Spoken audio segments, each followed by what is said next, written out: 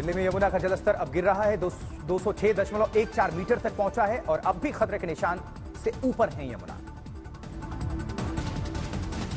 दिल्ली में कई जगहों पर तेज बारिश, मौसम विभाग ने जारी किया है 5 दिनों का अलर्ट, लग रहा है भारी जाम। दिल्ली में बाढ़ को लेकर भारतीय जनता पार्टी आम आदमी पार्टी में आरोप प्रत्यारोप का दौर जारी है। बाढ़ पर सीएम केजरीवाल के घर हुई समीक्षा बैठक। दिल्ली में आज भी बारिश के आसार हैं। केजरीवाल ने बाढ़ प्रभावित 6 जिलों के लिए मंत्रियों को लगाया है।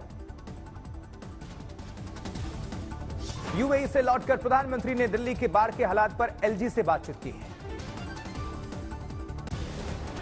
जबकि बारिश से पंजाब, हरियाणा में कम से कम 55 लोगों की जान जा चुकी है। हिमाचल और उत्तर प्रदेश में भी भारी बारिश के आसार हैं। उत्तराखंड के कई जिलों में जोरदार बारिश, धारचूला और पिथौरागढ़ में काली नदी उफान पर है। उत्तराखंड के कई जिलों में भारी बारिश का रेड अलर्ट है। देहरादून, हरिद्वार, पौड़ी, टिहरी और नैनीताल में ऑरेंज अलर्ट।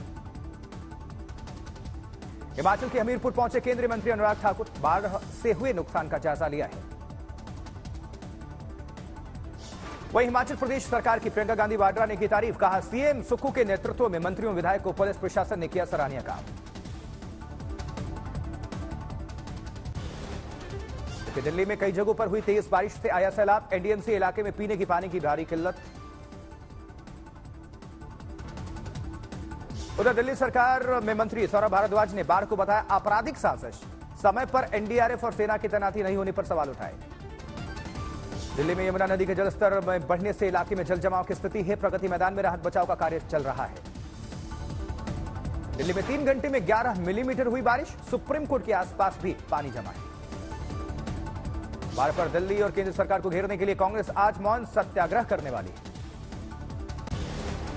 बागेश्वर में भारी बारिश जारी है। 7 सड़क मलबा और बोल्डर आने से बंद है। लगभग 35 गांवों का जिला मुख्यालय से संपर्क कट चुका है। बागेश्वर में लगातार बारिश से सड़कें हुई जलमग्न, लोगों की काफी परेशानी बढ़ चुकी है। जबकि नैनीताल में लगातार बारिश से जनजीवन अस्त व्यस्त है। पुलिस ने यात्रियों को सुरक्षित रखने के लिए पहाड़ी मार्गों पर यातायात बंद किया है। कुल्लू में बाढ़ प्रभावित इलाके से अब तक 24 शव बरामद किए जा चुके हैं। एसपी साक्षी वर्मा ने जानकारी दी। सिरसा में घग्गर नदी के उफान के चलते कई गांवों में जलभराव, बाढ़ के डर से पलायन करने को मजबूर हैं गांव वाले। फिरोजपुर में बाढ़ के चलते तेज बहाव में बहने से एक शख्स की मौत हो गई। कई दिनों बाद मिले शव को पोस्टमार्टम के लिए अस्पताल भेजा गया है। जबकि जालंधर के बाढ़ प्रभावित इलाकों में सेना ने चलाया रिलीफ ऑपरेशन। सतलुज डैम के करीब प्रभावित लोगों के बीच मेडिकल कैंप भी लगाया गया। मुजफ्फरनगर में भारी बारिश से बाढ़ जैसे हालात हैं। काली नदी का पानी रिहायशी इलाकों में जा घुसा है। मथुरा में यमुना का जलस्तर पहुंचा खतरे के निशान के पार, रिहायशी इलाकों में पानी घुस चुका है। जैसलमेर में हो रही लगातार भारी बारिश से पुराने मकान और हवेली ध्वस्त है। विश्वविख्यात और वर्ल्ड हेरिटेज साइट पर बारिश ने बरपाया कहर।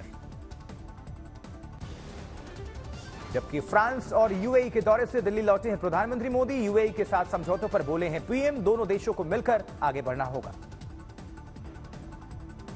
मोदी सर ने मानहानि मामले में राहुल गांधी ने सुप्रीम कोर्ट में अर्जी दायर की है। सूरत कोर्ट की सजा के फैसले पर रोक की मांग की गई।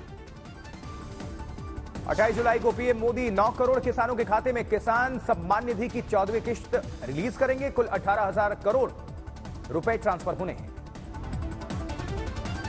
एनडीए की बैठक में चिराग पासवान को बुलाया गया। पीएम मोदी की उपस्थिति में 18 जुलाई को यह बैठक होगी। एनडीए की बैठक में जीतन राम मांझी को भी न्योता दिया गया है। बीजेपी अध्यक्ष जेपी नड्डा ने भेजा निमंत्रण पत्र। 17 जुलाई को विपक्ष के डिनर में शामिल नहीं होगी ममता बनर्जी। घुटने की सर्जरी के बाद फैसला लिया।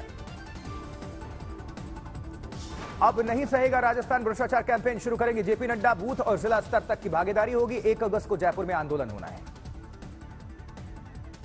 मॉनसून सत्र में मणिपुर मुद्दे पर बहस की मांग करेगी कांग्रेस। कहा देश को इस मामले पर विश्वास में लें प्रधानमंत्री मोदी। राजस्थान को करीब 1500 करोड़ रुपए की 2600 से ज्यादा योजनाओं की सौगात। सीएम अशोक गहलोत ने वीडियो कॉन्फ्रेंसिंग के जरिए किया शिलान्यास। जबकि दिल्ली अध्यादेश पर केजरीवाल का समर्थन दे सकती है कांग्रेस। जयराम रमेश ने कहा संघीय ढांचे पर हमले के खिलाफ। पटना में भारतीय जनता पार्टी नेताओं पर लाठीचार्ज को लेकर बीजेपी ने सुप्रीम कोर्ट में लगाई अर्जी। एसआईटी या फिर सीबीआई जांच की मांग की गई। पटना के डाक बंगला चौराहे पर बीजेपी की जांच टीम ने किया निरीक्षण। लाठीचार्ज को लेकर स्थानीय दुकानदारों से की बातचीत। लाठीचार्ज में बीजेपी नेता की मौत पर आरजेडी के राज्यसभा सांसद मनोज झा ने बीजेपी को घेरा, कहा बीजेपी ने पिपली लाइव फिल्म बनाकर रख दिया है। और इस बीच पटना में बीजेपी नेताओं पर लाठीचार्ज के खिलाफ सहरसा में बीजेपी का प्रदर्शन, सीएम नीतीश और डिप्टी सीएम तेजस्वी यादव के खिलाफ उठाई गई आवाज। पटना में बीजेपी कार्यकर्ताओं पर लाठीचार्ज पर रविशंकर प्रसाद ने राज्य सरकार को घेरा, बोले तानाशाह हो गई है नीतीश कुमार की सरकार। 18 जुलाई को एनडीए की बैठक में शामिल होंगे जनसेना पार्टी के अध्यक्ष पवन कल्याण। बीजेपी नेतृत्व से निमंत्रण मिलने के बाद पवन कल्याण ने हामी भरी है। अजमेर में विधायक देव नानी ने किया सड़क शिलान्यास कार्यक्रम का बहिष्कार, पंचोली चौराहे की टूटी सड़क पर किया धरना प्रदर्शन। जबकि हेट स्पीच मामले में आजम खान को 2 साल की सजा सुनाई गई है। रामपुर की अदालत का फैसला 2019 में दिया गया था हेट स्पीच आजम खान की तरफ से। दारा सिंह चौहान फिर बीजेपी में होंगे शामिल, समाजवादी पार्टी को छोड़कर फिर बीजेपी में लौटेंगे।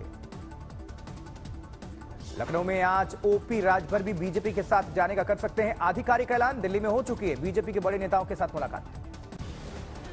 दक्षिण 24 परगना में धारदार हथियार से टीएमसी कार्यकर्ता की हत्या, 4 आरोपी हिरासत में लिए गए। उत्तरी 24 परगना में टीएमसी पार्टी कार्यालय पर फेंके गए बम, जिंदा बम बरामद।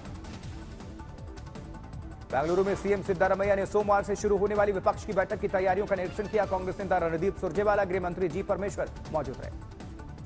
हिंगोली में बढ़ती महंगाई को लेकर सरकार के खिलाफ कांग्रेस का विरोध प्रदर्शन, आंदोलन तीव्र होने पर पुलिस ने कार्यकर्ताओं को किया गिरफ्तार।